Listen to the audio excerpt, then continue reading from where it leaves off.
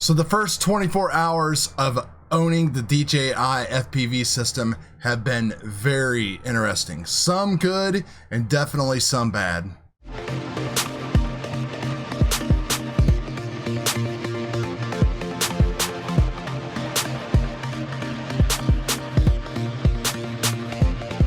What's up guys, it's Chad. Welcome back to the Dorky and 40 channel. Let's talk DJI FPV system. I finally got my system, as you could see by the thumbnail, and it has been trying 24 hours. Before we get too deep into the video, I want to say thanks for everybody that gave me the comments on all the things to try. Some I'm listening to, and some I just have to tell for myself out of curiosity. The big question I have is, what frames are you guys flying now? I've noticed that converting frames over to old frames is very difficult. I was able to put the Vista system inside the Source 1 build here. Looks pretty funny since I won't be running a GoPro or nothing like that anymore. Maybe an Insta360 Go or something like that. But it all worked out. But you know, I got my cap on the side there and stuff just because you run out of room real quick. So things like maybe all-in-one boards, 20 by 20 electronics or something like that would probably be the way to go. I'm gonna leave a Vista system on there, and I have one more to go.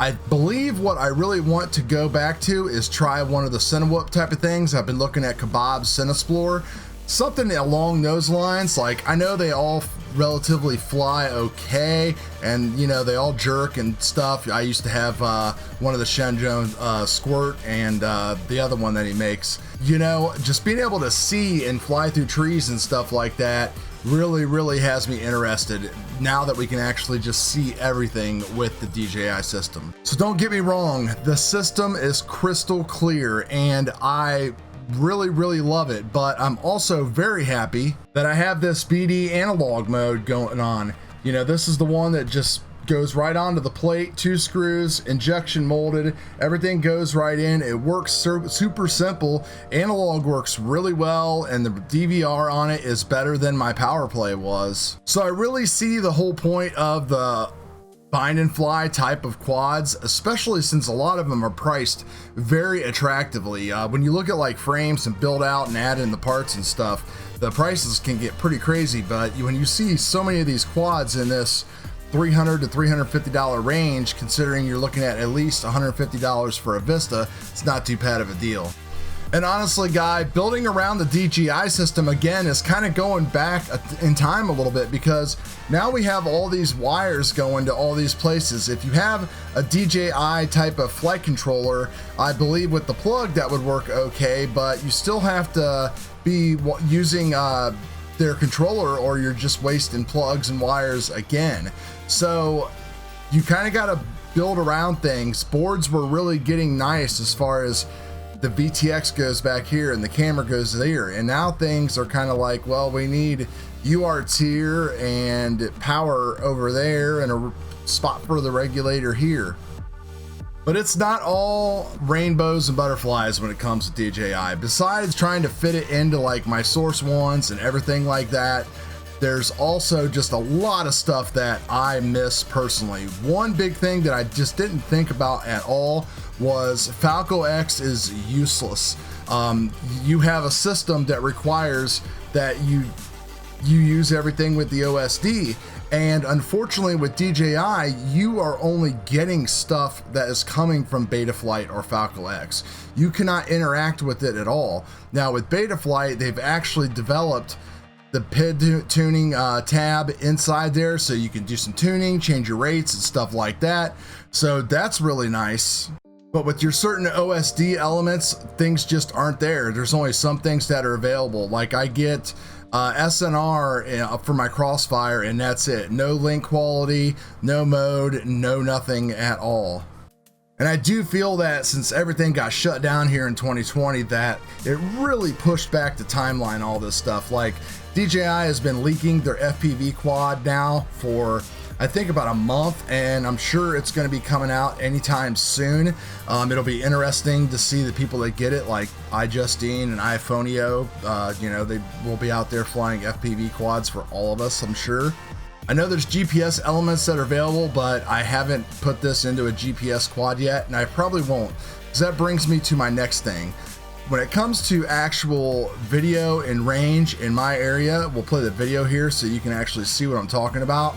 Since I am surrounded by so much vegetation and I'm not in like a huge multipath environment, my video signal will drop off real quick, even running the 1200 milliwatt mod. Now, I know everybody says and not to upgrade your antennas, and from the videos I've seen on Facebook, I haven't seen a lot of people do antenna tests in a while. It looks like with the new Axie, we're going to get probably some reviews on that, but they're pretty hard to like cut through the BS. Most of the people I have seen have been kind of either straightforward or on the other side of the spectrum, and the straightforward guys have a really hard time showing just how much better an actual upgrade to the antennas on the goggles and the quad actually makes. And these antennas can get super pricey. I am going to try some antennas though. I've got some UFL to SMA adapters coming for the quad, so that way I can try some left-handed antennas on there. And I also am going to go with the new VAS Cyclops patch, the version 2 that's a little bit smaller.